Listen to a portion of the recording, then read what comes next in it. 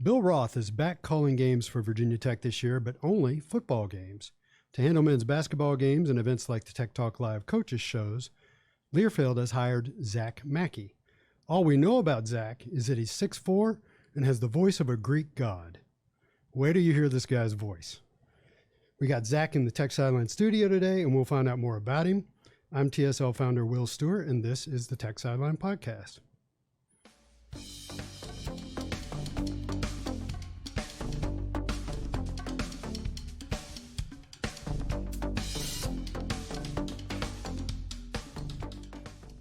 Welcome into episode 249 of the Tech Sideline Podcast. How about that new podcast intro, huh? If you're just listening, then all you noticed is that the music's different. But if you're watching on YouTube, then you just got treated to a fiery Tech Sideline Podcast logo and a sweet sponsor graphic for First Bank and Trust Company. The new intro is 13 seconds long, 7 seconds shorter than the old intro, so we've saved you 7 seconds off of your life. You're welcome. Tech Sideline is presented by First Bank and Trust Company. First Bank and Trust Company, one of the nation's leading community banks, is a nationally ranked community-focused bank with over 30 locations throughout Virginia and Northeast Tennessee, with additional presence in North Carolina. They offer free checking with industry-leading mobile banking, financing solutions for personal, agriculture, business, commercial, and mortgage needs, and more. Visit www.firstbank.com to learn more. And I think it's kind of cool with all the first banks in the country, they got the firstbank.com domain name. So very cool. So when I tell people about First Bank and Trust Company sponsorship, they always say, Jim McAllister, great guy, which I find fascinating because who knows the name of their banker? So that's awesome. So if you're tired of the big banks and their impersonal service, check out First Bank and Trust Company, the bank that's big on personal service. I made that up myself. You like that? That's good. You can use it, Jim. Right. So if you really want to change your life for the better, one more promo and snap out of the doldrums, then like this video if you're watching on YouTube and subscribe to us on YouTube.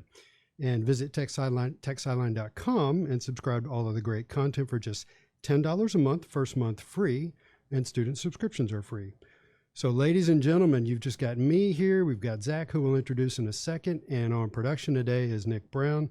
So let's say hello to our guest, Zach Mackey. Welcome in, Zach. Yeah, thanks, Will. Excited to be here. Thanks for having me on.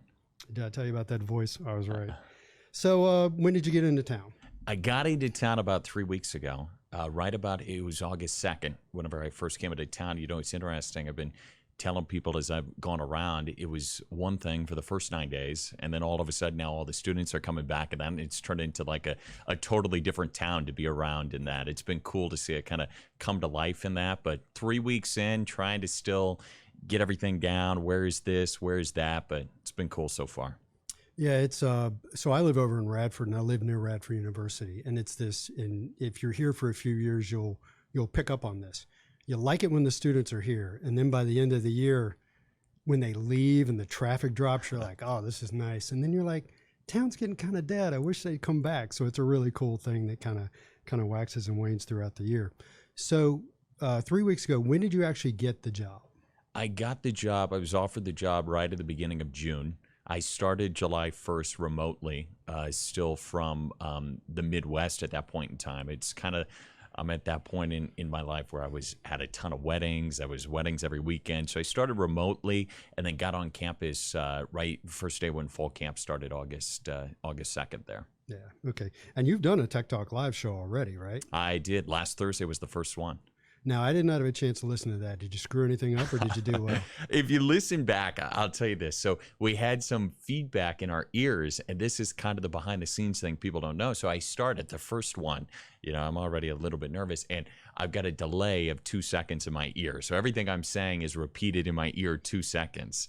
And that's a whole thing, try to fix and all that. And then it got to the end, and Bill Roth and Mike Burnham have such a good rapport. They're going back and forth, and so we don't have the echo. I have the music down, so they don't hear the music, meaning we got to go. It's time to wrap it up, and we end up getting cut off right at the end. But just a couple of little minor things, technical-wise, that we're going to fix up. All right, good for you. So may sound like an oddball question, but how many people spell your name with a K. Folks, it's Z-A-C-H, not Z-A-C-K. How many people make that mistake? No, it's funny. A lot of people do.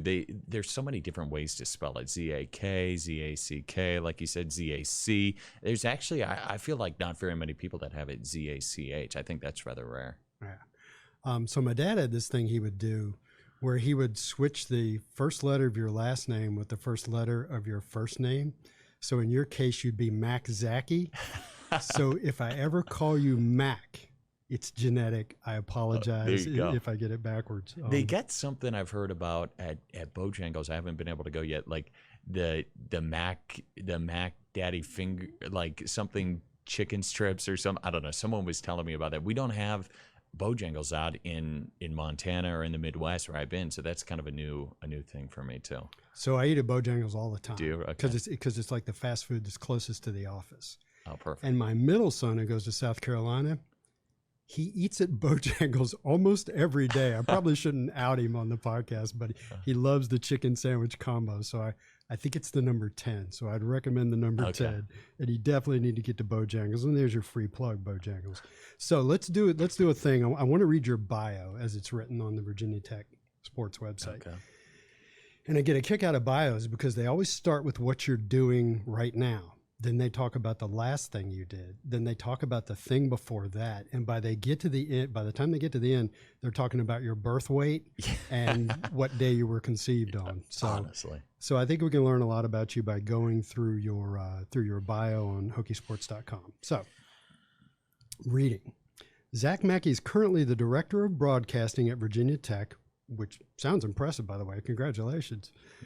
After serving the past 3 years as the voice of Montana State University football and basketball.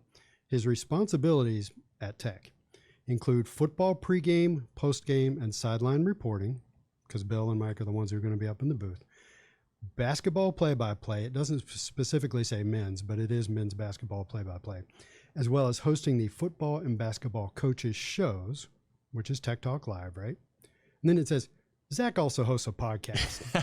Just throw it in there. I love the way they just throw it in there. Like, where can I find this podcast? What's the name of it? How often do you do it? That is, I'm starting next week. We're going to do one on Thursdays with the coordinators. Basically, Coach Pry's been pretty good about opening the coaching staff up even more. Right. So I'm gonna jump in and do that, and then it's gonna transition to basketball once we get around basketball season. Yeah. Okay. So will that be audio only on the podcast, or will you be doing videos that run on YouTube? That will be audio only. Yeah. Okay. All right. So we'll look for that. So let's go back in time a little bit more. In addition to his radio play-by-play duties for Montana State football and basketball, Zach also excelled in a wide array of roles for the Bobcats. He called Montana State volleyball matches on ESPN Plus. Huge viewership on that. Yeah. Hosted Bobcat Insider chronicling MSU athletics and increased Bobcat athletics presence on social media. Okay. After a 20 and that's one I'm like, okay, how can he increased on social media? What exactly does that mean? I don't know. I'm like, maybe it helped that they won, I guess. I don't know how the broadcaster, but I guess it sounds good to the bio. I don't know. Were they running clips, or were you? We were graphics? Doing some little back and forth things, but that's kind of an interesting statement. All right. Well, you can put that on your resume. Yeah.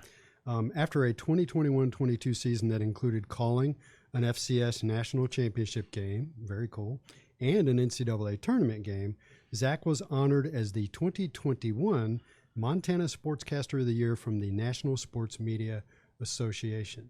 So fess up, how many sportscasters are in Montana? How heavy was the competition? The competition was fierce. No, I don't know. Honestly, it basically, that award comes down to either the radio voice of Montana or the radio voice of Montana State is kind of where it comes down to. Sometimes the sports reporter gets it, but yeah, I said it helped out that I was in maybe the second least populous state in the country. That is helps it really? Out. Wow. I think Wyoming is the most, and then Montana. Yeah. I remember years ago, Bill Roth won Virginia Sportscaster of the Year, and I said to him, "Oh, congratulations!" And he shrugs and goes, "It was my turn." You're right; they were going back and forth between him and the guy who was calling games for UVA. So, last paragraph, and this is where we get into how much your birth weight was. Zach has been the play-by-play radio voice of the University of Iowa baseball team since 2015. So Montana State doesn't have baseball? No baseball out. It'd be very difficult to get baseball going before June out there. Before the tundra has thawed, Yeah. right? So what would you do? You'd go live in Iowa? Where's the University of Iowa? It's in Iowa City, Okay. which is about an hour and a half out of Des Moines, the capital there of Iowa. So yeah, it was kind of one of those crazy things where I was spending about 8 months out of the year in Montana and have a place there year round, and then I would come back and I would have a place. I stayed with people in Iowa City, so some of my friends and buddies, and that was something that I really wanted to do when I first got the Montana State job, because I wanted to be able to get a whole year. I didn't want to be done at basketball season. It kept my foot in the door at my alma mater, around my friends and around, my family. But as I did that more and more, I kind of got to a point where I was like, I want to be able to be one place, put my feet in and focus in on this. And that's when the Virginia Tech job came open. That was enticing to me, to be at one spot and to really put my feet in, because it was nice to be able to do that, but it was a lot of back and forth, and it got pretty crazy. Don't let me forget. I want to, since you called all three sports major sports, I want to ask you, something about it, which ones you prefer and all that. But we got to finish the bio. Yep. A 2018 graduate of the University of Iowa. So if you're paying attention, he's been calling baseball since 2015, but he didn't graduate Iowa until 2018. Which means you're 26. Is that right? I just turned 27. 27. Yeah. Man. So congratulations. This is a pretty big time job for a guy who's 27. Zach also helped with football pre and post game coverage while contributing to men's and women's basketball broadcasts throughout his college years. He also has called a variety of sports for the Big Ten Network. Interesting. And earned the Bob Shepard High School PA Announcer of the Year Award and the runner-up for the Bob Costas High School Play-by-Play Broadcaster of the Year Award in 2013. It's a long time. In his hometown of, how do you pronounce that? Geneseo, Illinois. Geneseo, Illinois. So sounds like you wanted to be a broadcaster from a very young age. Yeah, I did. I went to a town that was really small, right? It was in Illinois, right on the Illinois-Iowa border in the Quad Cities. And my dad's was a high school athletic director. Now he was a high school principal, and he just retired last May from that post too. But I was at the athletic events all the time when I was young. I mean, running around with him. He was a football coach too, so I was around all the time. And one time it was like, hey, we don't have a PA announcer. Will you go out there and do you want to do it? And I'm like, yeah, sure. I was in 8th grade at the time. I was going to say, how old were you? Yeah, and I'm like, yeah, sure. So you I'll had the do same it. great voice, but it squeaked every once in a while? Oh, gosh. No, it was not. I hoped that I would someday get a deeper voice, but it was not like that at all. And so I was doing it. I liked doing I liked doing the PA announcing. And then we had like a small local access channel in town. They did the football games, basketball games. They said, hey, you want to come up and do some of the games with it was a longtime coach who did the play-by-play, and I just kind of helped him. I'm like, yeah, sure. And he would come. He owned a business in town, and he would come do the games and go. And I started doing them, and I would come with like sheets. I would look up everything I could about high school that no one had ever heard of or knew much about. And I was always trying to come prepared with stuff. So I started doing that. I was getting more and more reps. And then it was kind of, 2013, 2014, right when streaming was becoming a thing. It was starting to kind of pick up. And so I went to my dad. I'm like, hey, can we start like streaming these road events? And he's like, I mean, yeah, sure, if you're able to get people. So it was basically me and all my friends. I mean, it was so much fun because it was all the guys. We would pile into the car, go to the road, basketball games or that. We all played football and baseball. So we would go do a lot of basketball, and we would just pile into the car, go out there and do the games, and then, come back. And when I look back at them, I'm like, holy cow, I can't believe some of that stuff.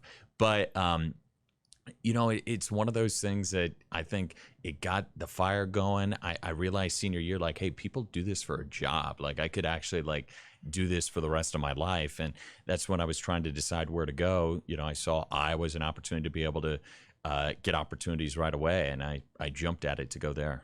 So did you look at, the biggies are, Syracuse, Arizona State, Virginia Tech's getting better and better Yeah. due to what Bill Roth has done with the program.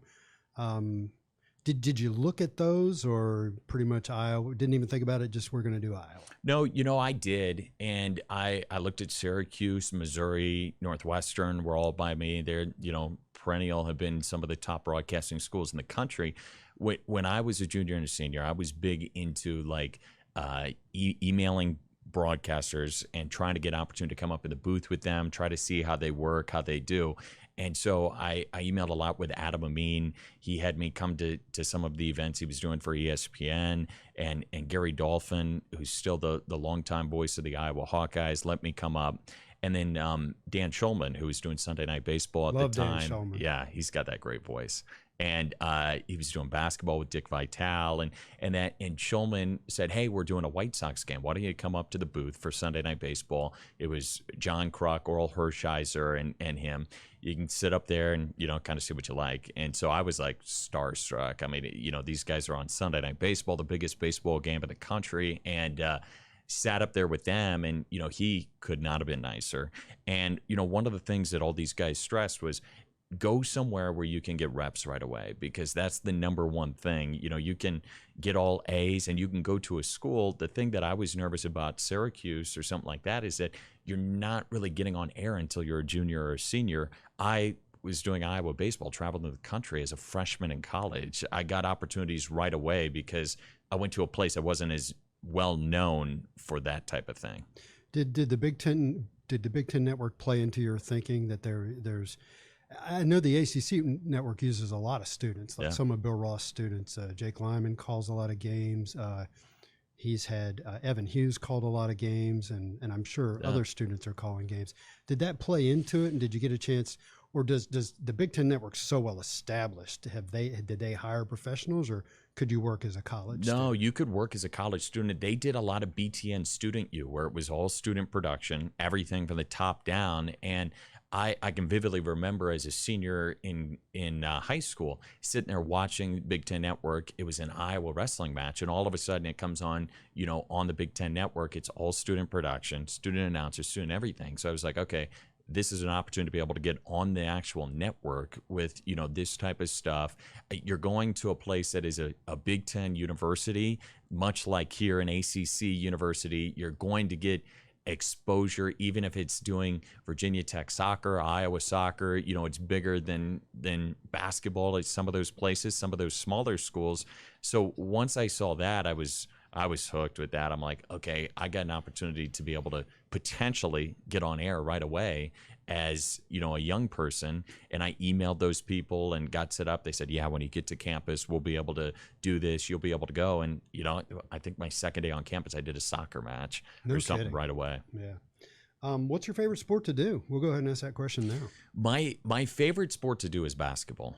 I just like the fast pace, quickness of it. There's always something happening. You got to kind of know, like, is this important? Is this not? Whenever you're talking about it. But yet I think there's opportunities to be like, if there's dead time, I can always talk about this, that, this. I mean, I think that football is a huge thing. And I love the fact that it's one game a week and it's the biggest game on every campus. It's that big one that everyone's looking forward to. I like the production around it. As far as the actual play-by-play of it, I really like the quick pace up and down of basketball. Yeah. So going back to when you were talking about reps, talking to Bill Roth about this, and there's he's got a student in his program right now that works with us, a sophomore named Giovanni Heater. Gio's from Syracuse, and Gio flat told me the other day, my basement's full of Syracuse stuff. But one of the reasons Gio came here was the opportunity to get reps early in a program like Virginia Tech, because he knew that if he'd gone to Syracuse, that you're right, you don't get to start on that stuff till you're a junior or senior. What do you think about baseball? I've always thought baseball would be hard to call. Yeah, baseball it's funny because everyone thinks that I'm going to say baseball because that was the first thing I really, did on a professional level and that. And I like baseball. Baseball's great. I mean, to be able to do baseball, I think is the best way to like cut your teeth in broadcasting. And Get there's an a lot of opportunity. opportunity because there's a lot of teams, a lot There of is. minor league teams, Yeah. a lot of games. There's a ton of those, and but my case scenario, and I mean it is what it is. I like doing baseball. It gets to be a lot when we go 55 games and we're going 3 days every single weekend. You know, I got done in June with Iowa baseball, and I'm like, besides Christmas, I didn't have a single weekend off with football, basketball, baseball, the way the Big Sky plays basketball, the way, you know, we went so long in football, we went right into basketball through December with the FCS playoffs. So, you know, at that point in time, I was like, okay, I'm ready to get a couple of months off to kind of relax a little bit. And baseball, there's nothing like it when you can, you know, hear the pitch, hear the people in the background, you know, get kind of a good sense of what's going on in the ballpark, you know, just that ambient sound is what gets me at baseball. I really like baseball. It can just get sometimes for me long, and I'm like, okay, I can never plan. Is it going to be a 2-hour game or is it going to be a 4-hour game? You never know. Yeah. So listening to you talk, it sounds like even at 6'4", sounds like you didn't play basketball. I think you just said that you played football and baseball. Is that correct? That's correct. Yeah. If I told you this might surprise you. In middle school up till freshman year, I wrestled. I didn't play basketball. I did wrestling, kind of the Midwest thing. So that's why I did a lot of Iowa wrestling whenever I was there. I'm excited to get to see and be around a program like Virginia Tech that's, you know, well known for their wrestling across the country too. But I did football all 4 years. I did baseball my sophomore or my freshman and sophomore year. Stopped doing baseball then and did more broadcast of baseball junior and senior year. And, you know, the funny thing is like you said, I'm 6'4" now, but when I graduated high school, I was 6'1". I grew about 3 inches in college, my freshman year of college. That's kind of rare these days with all the growth hormones they put in all the food. You know, most kids are going through puberty early, and I was this size. Well, I weighed less, but I was this height in 9th grade. Were you really? Yeah. Wow. I played offensive line on the 9th grade football team, wow. if you can believe that. I wouldn't have picked you for a lineman. Yeah, well, I had a giant butt when I was a kid. So let's get back on topic here. So I did want to ask you a random question.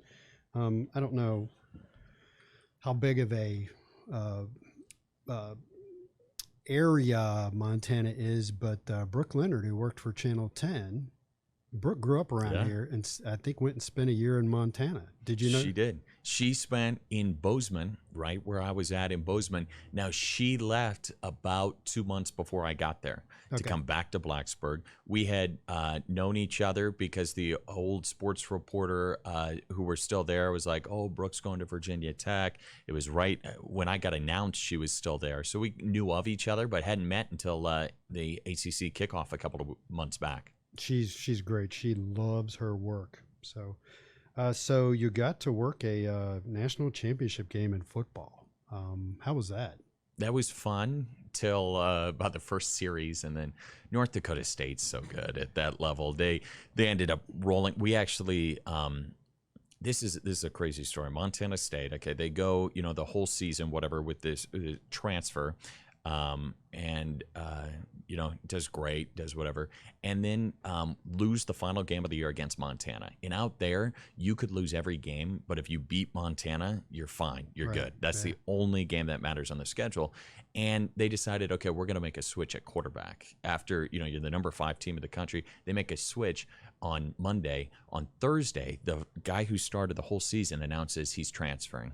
Whatever. So he leaves. Okay. So you go through the playoffs with a true freshman, a Montana kid quarterback. Wow. He goes 3 games, wins 3 games, get to the national championship game in the first play from scrimmage, rolls his ankle, and is out for the whole game. So you're technically in your 3rd string quarterback playing in the national championship game. And it just, they couldn't quite get it rolling, get it going. And North Dakota State ended up winning it. But there was so much hype and buildup. It felt like a bowl game, basically, because you were down there for a week. It was cool to be a part of a process like that, and just to see, you know, football. Yeah, it's at the FCS level, but it was a big game for them and the people out there. That was the one thing about Montana, is that it didn't have a lot of say nationally, and that's why I wanted to come to a place like Virginia Right, Tech right. and wanted to come here. But to the people out there, it matters. And every game was sold out, 22,000 people. It mattered to the people out there. But I wanted to get somewhere where I knew about, people knew about nationally, and a place like Virginia Tech was the perfect fit. So Nick, North Dakota State, is that where Quincy Patterson went? Yeah. You might be, if you Yes. prepped for the game, Yeah. then you know that. So let's get into that a little bit. How you got hired at Tech. One question I want to ask you, and I want to ask this right away because I want to get into the hiring process and how that unfolded. But it's a little unusual to be coming in and being the director of broadcasting, but not being the guy to do football. Mm-hmm. But from listening to you talk, you said you like doing basketball, and Tech's got an ACC championship basketball team, so I'm sure that was a nice draw. In addition to the Hokies being larger, a larger arena or platform than Montana State. So how did you hear about the job? When did you apply? Talk us through all that. Yeah. It's one of those industries, and you know this, Will, it's kind of connected. You kind of know what's happening, who's where, what's happening. I saw that that John was leaving, that they were doing some fill-in stuff throughout the spring, and I kind of kept my eye on it. I was like, okay, I wonder who's going to get that. I mean, the good thing is that when people get into these jobs and these roles, they're here like Bill for 30 years, and they're great jobs. And there's not, I mean, this was the only there was 2 Power 5 jobs in the country this year, and that was considered a lot compared to what there typically is at Florida State and then here. And so this I kind of kept my eye on this. Then all of a sudden I saw, hey, here's the application. It's opening up through Learfield. Learfield has the multimedia rights at Iowa. They have the rights at Montana State, and they have the rights at Virginia Tech. So I kind of knew some people. Yeah, I knew the people who run the radio side. Sent emails in basically to the general manager here, Kyler, and sent it to people at Learfield. And I didn't hear back for about a month, and I was like, okay, that's the way it is. And then they get an email, you're in the top 20. I'm like, okay, that's great, that's good. Then I get an email, okay, you're in the top 10. Okay, great. It's like Survivor. You're getting voted off the island or something. And then they said, okay, we're going to interview the top 6. So we did interviews through Zoom throughout all that. And then I didn't hear anything for a week after mine. And I was like, okay, it was a good experience. I didn't get it. That's the way it is.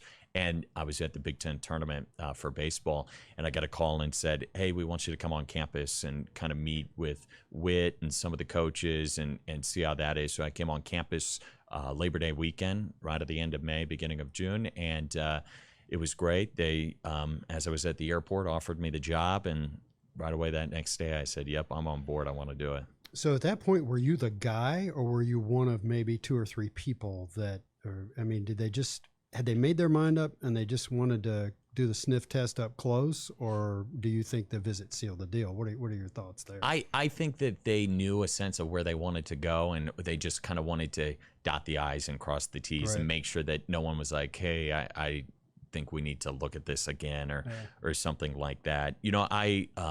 Tom Bowman is probably a name that a lot of people don't know, but he runs a lot of the radio hirings at Learfield, and he's involved in a lot of that. So I've known Tom since I was at Iowa, and then when I was at Montana State. So he knew who I was. He was advising Virginia Tech on the process and involved with them as well. So I think that he knew a sense of my background of that. When I came here to meet those guys, it was my first time ever in Blacksburg, my first time ever on campus. So it was, trying to get a sense of campus and what it was like. And I couldn't get over it. When I was talking to people back there, I'm like, the campus is just gorgeous. The flowers and just how nice the grass, and I mean, the buildings are just gorgeous around campus here.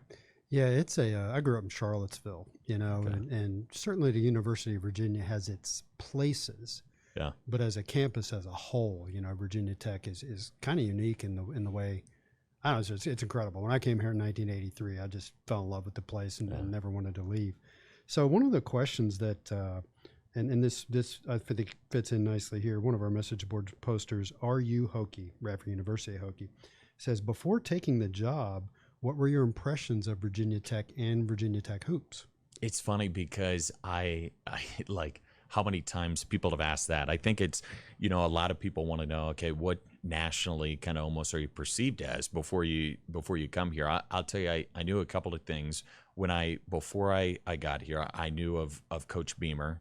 And obviously his history and him being here. I was at Iowa where Kirk Ferentz is now the longest tenured head coach, but he there was a lot of similarities, I think people thought, between the two, and people got a sense of they kind of handled their way maybe a little bit more similar that way. So I definitely knew Coach Beamer. I knew Michael Vick came to mind right away. I mean, and Tyrod Taylor, and the way that they played in the early 2000s, whenever Tech was going to the national championship game. But you were a little kid. You didn't really. I was, but I knew enough to know, like, Michael Vick, like the highlights of him wearing Virginia Tech stuff, running around the field, doing circles, and like I can remember that type of stuff and going like that. It wasn't like I was like this huge fan every night sitting in front of the TV, but it's more like I would see, highlights of Michael Vick, of that type of sense. And then Enter Sandman. I mean, I just had heard so much about that. And, that was like a bucket list. I remember telling people like, gosh, I got to go. I want to go to, Death Valley on a night game sometime and go to Enter Sandman. I feel like anyone who's a college football fan has that like on the bucket list you want to be able to see. An Army-Navy game, one of those, like, those are some cool, little quirks. But those were the three things I think that right away came to mind. And I mean, as far as the history of that, I knew right away too that the men's basketball team had won the ACC, championship and had made quite a run of the ACC tournament after, having a year where they were in the middle of the ACC in the regular season, and then what they did at the end, I mean, was really impressive. So getting an opportunity to do basketball too, knowing what they had done there, that was enticing to me. So being a sideline guy for football, you're going to get to experience Enter Sandman at the field level, and I did that once. Gosh, many years ago. I don't even remember what year this was. It was sometime between 2005 and 2008 when the I don't want to go off on a tangent, but we did a Frank Beamer fantasy camp thing. A bunch of us paid money and got to spend a weekend with the coaches kind of acting like the football team. Oh, nice. But part of what we got out of that was we got to be on the field. It was the worst game of the year. It was Florida FAMU. It was FAMU, Florida A&M. And they were really bad that year. They looked like a high school team. But anyway, we got to be on the field for Enter Sandman. But that was back before they'd really honed it to an art like what it is now. So I think you're going to enjoy that. And what I'll tell you about Castle is that when Castle gets going, the noise there is at floor level. It's you're gonna love it being a broadcaster in that setting. See, the thing is with doing the play-by-play is you're up in the booth. We would have an hour pregame, and then we would have an hour postgame. So the celebrations on the field, all that. It's like I always felt like we never saw the fans walking around the concourse much because you're up in the booth before then. So I'm kind of excited about being down to the field level, getting a sense of what that's like, throughout a game day. So have you gotten a chance to spend time with Mike Young and spend time around the basketball team? Yeah, I have a little bit. He was involved in that interview process, and then I saw him. We were talking out at football practice the other day, and then I stopped by the other day kind of in there. I know they're kind of, in a sense right now, they're doing some individual work. They had some recruits on campus when I was there last time. So they're kind of getting a sense piled down a little bit, but I've heard so many good things and can't wait to get that season going. He's a lot of fun. He's a quote machine. You're going to enjoy that. So I checked with someone who knows you and said, tell me some things about Zach that, people don't know. Okay. And you kind of touched on one of them. You said that you mentioned Kirk Ferentz. You used to work in the recruiting office. Yeah. For Kirk Ferentz, right? As an undergrad. I did. It was one of those things. I got done with my freshman year. I had kind of already reached out to Iowa football, and my dad was a football coach and an athletic director, and so I went and met with some people in the player development, basically, and they said, we don't have anything now. Keep in contact. I'm like, okay. My freshman year got done that summer. They contacted me and said, hey, we've got an opening. You want to come join us for the summer, whatever, work in our recruiting department. Like, yeah, sure. So I got up there, helped with camps, and then just stayed on throughout the season, helping them up there. And Iowa runs it a little bit different. It's a pretty small staff in college football. It's the assistants. There's 2 analysts. The recruiting department was 2 people, and then 3 of us students. And so I was doing that, and I was broadcasting. They were really good about letting me. I mean, I was going all the spring doing baseball, and they were good. Go do that broadcasting.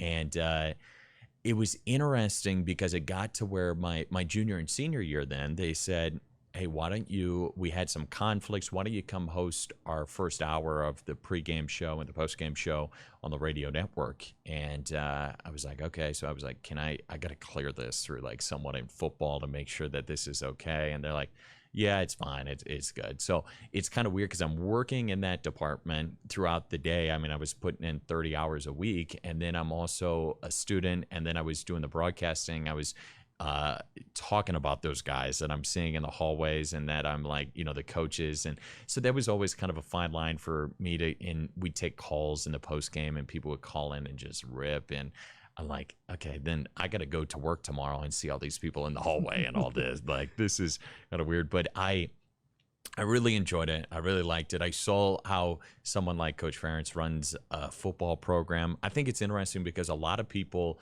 in media and just out there in society don't see how a major Power 5 college football team runs. And I got to see the inner workings of it and be around it for my 3 years of undergrad.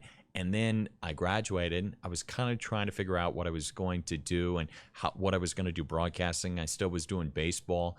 And they said, well, why don't you come on full time with us and just work in our recruiting, do all of that. And I said, yeah, that's perfect. Right now, that's what I want to do. And I just saw the hours that go into it. I mean, people see the game days, and that's the glitz and the glam, and that's a lot of fun.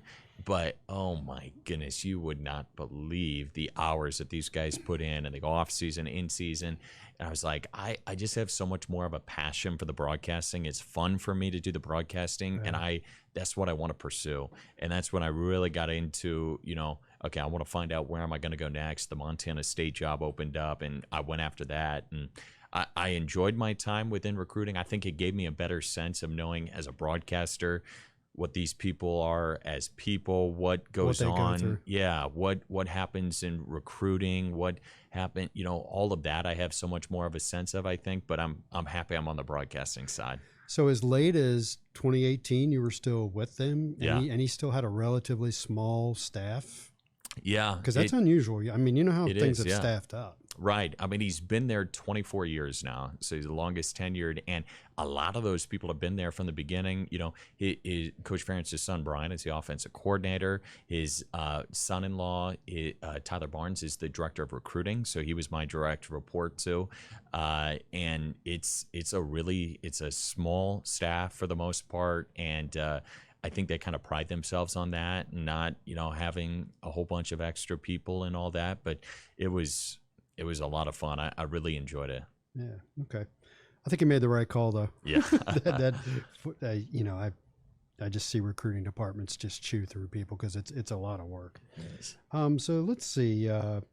From a guy on our message board named 3 Tech Fans. Actually, I don't want to get to that yet. I want to ask you a question. Yeah. You're coming to a school that you didn't grow up around here. You've maybe seen them at a distance. And I remember talking when Bill Roth went to UCLA for 1 year. I remember a conversation I had with him where I don't remember exactly how he phrased it, but it was words to the effect of, I'm going to a place with a tremendous history and I don't know any of it. And I'm going to be on the air talking about UCLA football for 3 to 4 hours every Saturday. Then I'm going to be on the air calling 30 to 40 basketball games. He's like, I'm afraid I'm going to say the wrong thing or just not know enough, and people are going to pick up on the little things. I'm sure all that's gone through your head. How do you prepare for that? Yeah. No, that's you're going to have Mike Burnip there. I'm going to have Mike Burnip there. Yeah. So Burnip will be doing basketball with you. Yep. Okay, he so will. it's important to establish that. Yeah. So I'll have him for Tech Talk Live for that, for pregame. He's going to do that with me. So I've got that. No, that's something that is something I love. College athletics and college sports and broadcasting college athletics. You get the band, the alumni. You're talking to donors. You're going around the state and doing all that, but there's such a history with every university and with every, this is why we do this. This is how we do this. I felt it right away when I got to Montana State because I didn't know a single thing about Montana State or anything about it. And, I've definitely felt it coming here. I know that, hey, you need to, especially in the first couple of years, be a really good listener. When people are talking about things, listen to that. Don't try to, I think if you force it and try to act like I wasn't there. Mike Burnup was there when they were playing, for national championships. Bill was there when they were, winning 10 games for 10 consecutive years. I'm not going to fake it and act like I was there and, act like, oh, I remember when. But yet I still want to have respect for it and be able to, pay homage to those people who developed Virginia Tech into what it is. And that it's one of those things where I see us now, and I think it's changed as basically an extension of the marketing department at Virginia Tech. I mean, I'm not there to get a gotcha moment or to try to make Virginia Tech look in a bad light. And with that, I don't want to walk myself into a corner that I don't even know is like, hey, we don't do that here. We don't talk about that. I remember when I got on campus here, one of the first things someone told me was like, yeah, it's not VOTech. Don't say VOTech. And I'm like, okay. I mean, it's on the score bug. So you would, maybe think that was not that I had said it yet, but I'm like, that's good to know. I like to know those type of things and that. And, it's nice having someone like Mike there. I think that helps so much. I think that, hopefully people, and so far they've been great about like, I get it. You're like the new guy coming in and this is your first year. You weren't around here. You don't really know what, how things used to be. And someone like Bill has been here forever. Someone like Mike has been here forever.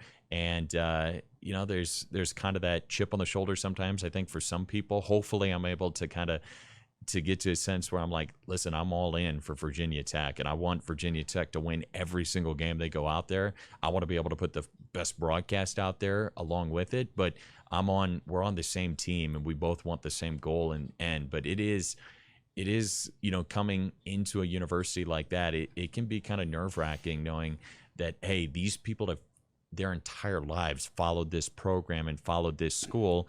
And I've lived in the Midwest, for most of my life. I wasn't as ingrained in it as the people are out here. But that's a challenge all broadcasters face as they move around. It's also not the University of Virginia Tech. That's right. I did hear that. Recruits will say that. That's not a thing. Can you tell me the full name of Virginia Tech? Do you know what it is? It's Virginia Tech Poli-Sci Institute.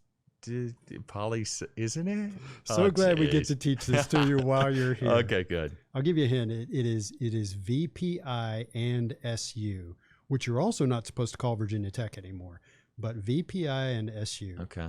Virginia Polytechnic Institute and State University. Oh, gosh, I'm going to have to put that on a note card or something to remember that. It's a mouthful, and I've been trying to study the staff directory. I'm like, I meet somebody and then who was this again? It's like so many people all at once. Have you met John Boleyn? I have. During the interview I got just real quickly, it was just in passing or whatever in that, but did get to say hi to him. John can also be a tremendous resource. He has been here. I mean, you ticked off the names. Burnup played here in the 70s and has been here. Bill Roth has been here since 87 or 88, with the exception of the year at UCLA. Boleyn's been here since the late 80s. So those are guys I can think of off the top of my head that can be good resources for you. Sorry to put you on the spot asking you about the full name. Good. That's hysterical. I won't ask you to sing the alma mater. We're not there yet.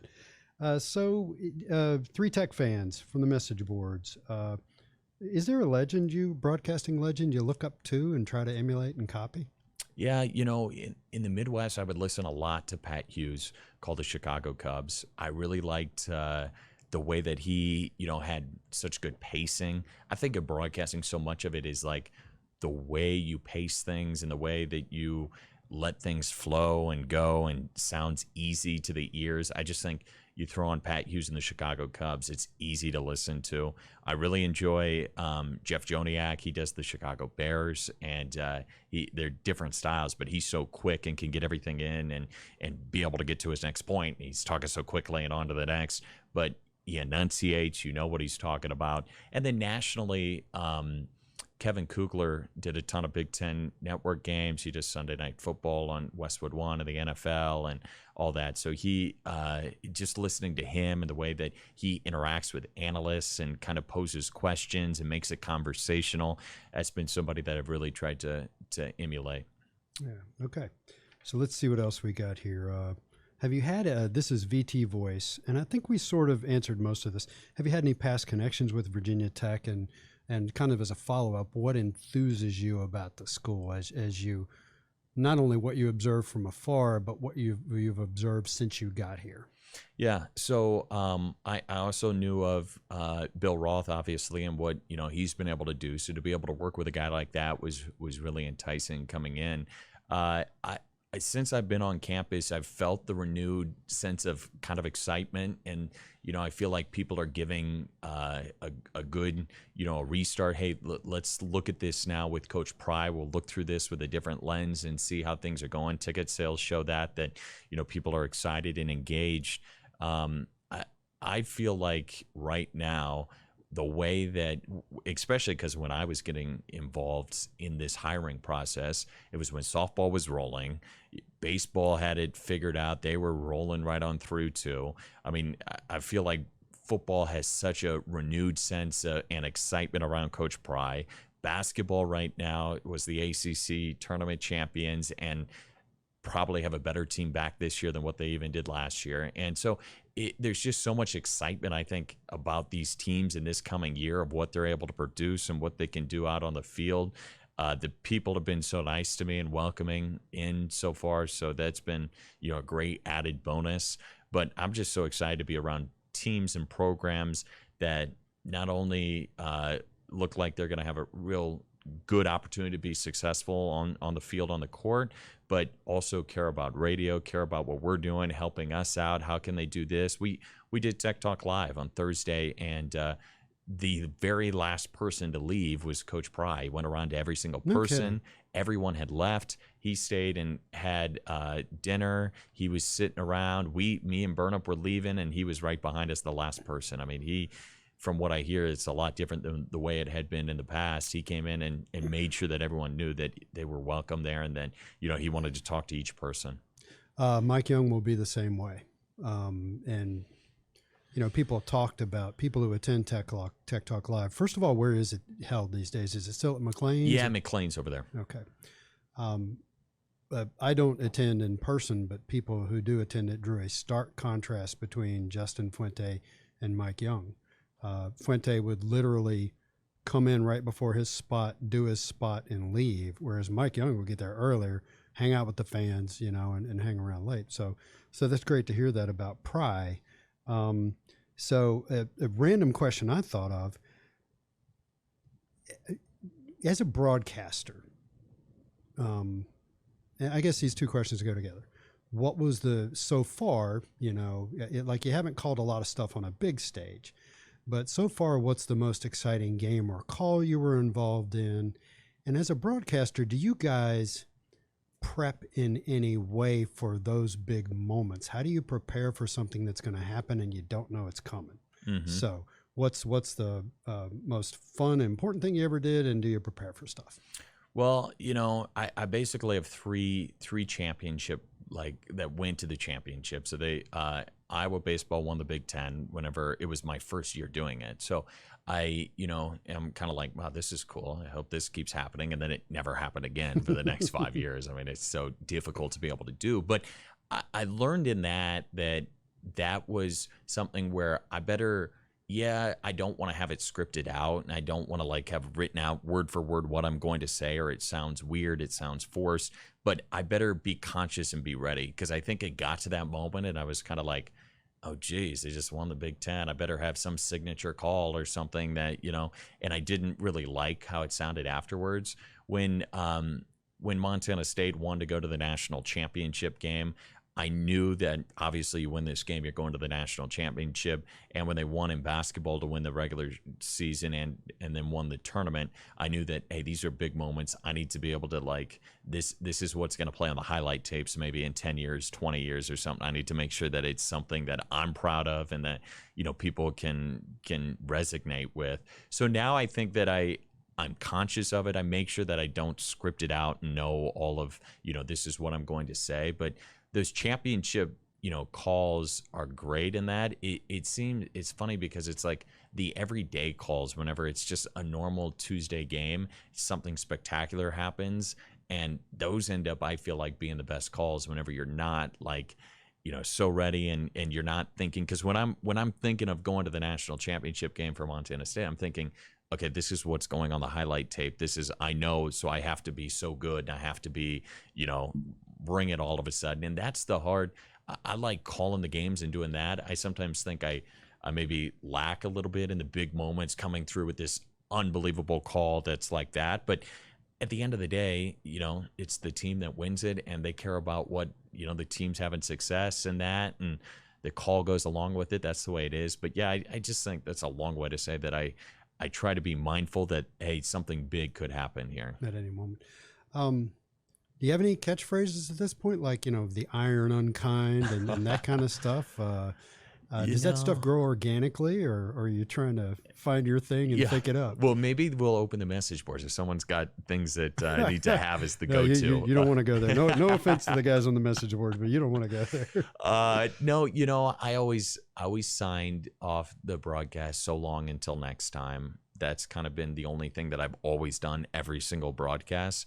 But otherwise, I don't really have anything right now that I'm like, I've got, you know, this is what I do for this. I don't. Yeah.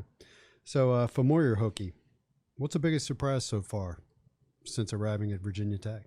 Are you talking specifically like at camp and just anything? Well, you know, just for you, the job you're working, you know, what is something that's not the way you thought it would be? Well, in a good way. Yeah.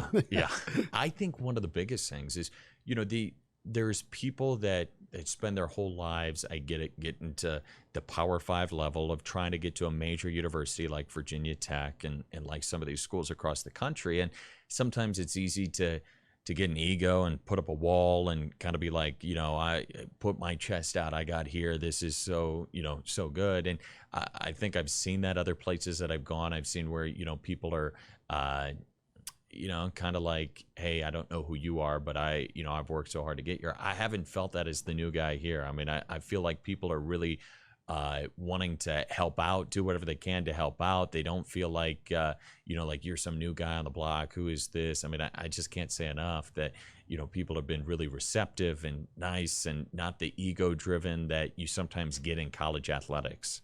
Yeah. Okay. Good to hear. So let's go through some personal stuff. Any hobbies? Yeah.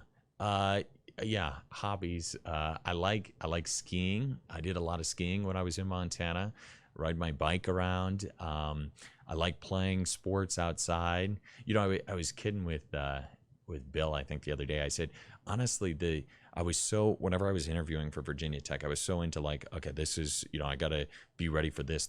And then they asked me like, what do you like to do for hobbies? And I'm like, geez, I'm like sitting there like, what am I going to say for this? What can I like, I'm like one of the simple, easy questions. I'm like, what do you say your hobbies are? What are your things you like to do? But I like being outside. I like being at sporting events, going around to sporting events. I'll be at the, you know, different Olympic events and that we have on campus. I just like being around people, you know, that's kind of my thing. So my source tells me your parents have a lake house and you love the lake. Oh yeah. Where are we talking about? Back in Lake Illinois? of the Ozarks. Yeah. Down in the Ozarks. We're down there a lot. One of the things during COVID, you know, there was no sports, there was nothing going on. So I bought just a little 19-foot Sea Ray boat, and I was on that boat every single weekend down there as much as possible. We took it down there a ton. It was back up by the Mississippi, up and down the Mississippi. So you know, it seems like people are lake guys, beaches guys. I definitely enjoy the lake. Yeah. Okay. Big fan of country music and Chris Stapleton. as well as live reality TV shows. Is that true? I think I know who your person is now. I think You it might figured be it out, Evan right? Hughes. Might be. Your I person. might know well, Evan. I'll out Evan then because he was telling me, he's like, what TV do you like? I'm like, I actually like a lot of reality TV. And he's like, I'm the biggest American Idol fan you've ever Really? seen, whatever. He used to sit and call. He would call when they had the phone call and call for who his favorite was. He told me the other day. But yeah, no, I got the highway on Sirius XM on my car the whole time going. I love country music. Saw Chris Stapleton this summer. He sounds just as good in concert as he does on the radio. And yeah, that's my genre of music. So one I left off relative to your time at Iowa. Evan says you got to call multiple no-hitters as the voice of Iowa baseball. Yeah, I did a couple of those. It was really a really fun year. My junior year, Iowa won the Big Ten, and they went to the NCAA tournament, got to the championship of the regional finals, didn't move on. That was in June, and then in the beginning of August, they were selected to go as Team USA at the World University Games, which is basically the college version of the Olympics. They were in Taiwan. And it was teams went. So Purdue men's basketball went. I can't remember who. It might have been Tennessee women's basketball, and somehow Iowa baseball was selected to go. So coach called me. He said, "Hey, I want you to come with us and broadcast these games overseas." Which some of the stories from that. I mean, they think that anyone from the U.S.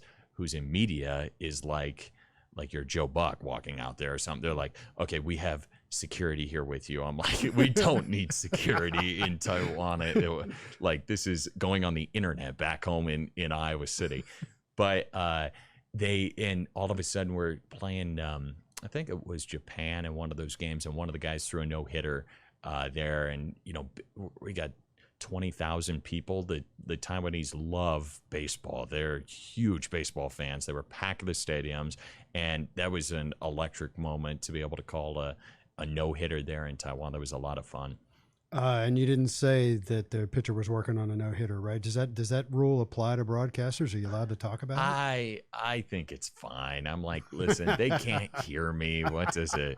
Come on. It's karma, man. Yeah. So what, in your time calling stuff at Iowa and at Montana State, who are some of the most impressive athletes you've seen, or some of the most impressive individual performances? Well, when I was doing Iowa, I was there in the recruiting office doing the pregame when George Kittle was there, and he was, he had a great college career, and now he's had a tremendous NFL career, even more of an NFL tight end. I feel like Luca Garza was a junior whenever I filled in for some Iowa basketball, and he went on to be the National Player of the Year that year. And the funny thing is with Iowa basketball, and this is where you just gotta, you never know when something's going to happen. So I'm a junior in college, so I just got done doing Iowa baseball Big Ten championship. We were in Taiwan. We get back, and this is like December 15th. It's a Wednesday. I had a final, and then on Thursday. And I get a call from the general manager at Learfield, and he goes, "Hey, what are you doing on Saturday?" And I'm like, I don't know. I'm going back for Christmas break. I don't have anything. And he goes, "Well, Gary Dolphin slipped on ice, broke his knee, and is going to need surgery. Can you do the men's basketball game in 2 days?" And I'm like, Heck yeah. Sure. Yeah, I will jump into this right away. Sure. And, got my opportunity that way. But the funny part is that, Gary got hurt, whatever. So that's the first thing. Then Jim Albrecht was in Aruba with his wife, so he couldn't do it. He was the next backup. Rob Brooks was already doing another tournament over there. So I was the fourth guy on the list. No one knew that, but I just got the opportunity because it was by association, cross everybody else off. So that was a cool moment to do Luca Garza and that. And then at Montana State, most recently we had Troy Anderson, who got selected by the Atlanta Falcons, and I think he's going to be a really good linebacker. But he's a cool story. So get this: he's a Montana kid. Freshman year, they put him at running back. He's a true freshman. Becomes an All-American running back at the FCS level, just does a tremendous job, and becomes the player of the year in the conference as a freshman, or the freshman of the year. Sophomore year, they move him to quarterback. And they're like, okay, we're going to move him, playmaker, put the ball in his hand, All-American again, and becomes the player of the year in the entire conference. Wow. Just tremendous. Then they go, listen, you got more of a shot on the defensive side of the football. We're going to put you at linebacker junior year. Goes to the linebacker, becomes an All-American, defensive player of the year in the conference. And then senior year, they move him to outside linebacker. He's got some speed, whatever, new coaching staff, and he becomes an All-American again and the defensive player of the year. So he was an All-American 4 years, different sides of the football. He's a great athlete, and he, I think, is going to make an impact for the Falcons.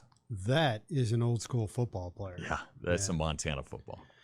So let's close with asking you a two-part personal question, and this is about you and the job. Yeah. What are you most worried about, and what are you most excited about when you think about the coming year and the stuff you're going to be doing?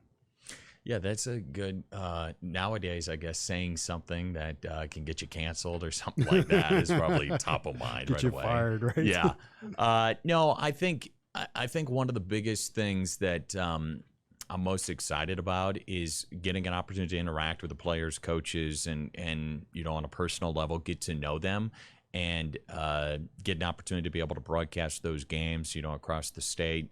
That just really excites me, to go to the different places in the ACC, places that you can only dream of, at North Carolina and Syracuse and Duke and those type of places. I think what makes me the most nervous maybe is kind of like what we talked about before. These universities and schools have such rich history, and saying something that I don't know is, like a no-no, or, saying something where, someone's like offended by it or something you say like that. I think that's always, as a broadcaster, something you think about is, is someone going to be offended by what you're saying? Well, the good thing is, as far as saying things that might not show knowledge of the history of the universities, you got Burnup and Roth. That's right, true, yeah. There. So they'll just come on to your earpiece and say, listen, when we come back from commercial, don't say anything like that again, right? Yeah. So, Zach, we appreciate you coming on with us. And folks, that is Zach Mackey, who is let's get the job title right, the Director of Broadcasting at Virginia Tech at the ripe young age of 27. I'm more than twice as old as you, so now I feel bad. Plus, you're taller and have a great voice and better hair and all that good stuff. So anyway, thanks for coming on and spending time with us, and hopefully people have enjoyed getting to know you. Yeah, thanks for having me on, and I'm excited to be here. Yeah. So, folks, that has been Tech Sideline Podcast 249, presented by First Bank and Trust Company. Thanks for listening and watching.